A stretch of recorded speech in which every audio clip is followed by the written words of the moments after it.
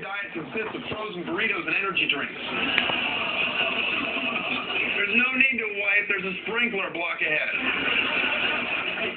I wish you could drop one of those on Princess Peach in Mario Kart. Call me a fruit booter all you want, but that's why I stick to roller skating rinks.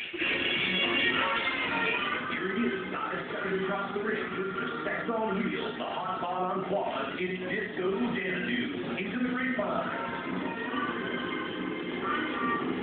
Hit on an iceberg. I thought he was going to buddy up, but it looks like he's doing a super job. All right, who's skating? Clean up on turn 4. Oh, the humanity. The smell in here is just awful. But a nice set on the skates is always first rate. He's struggling. It's getting slick out there. My, oh my, you got me so high. For those of you keeping score at home, that's the second largest roller skating party our blogger Carly has hosted this summer.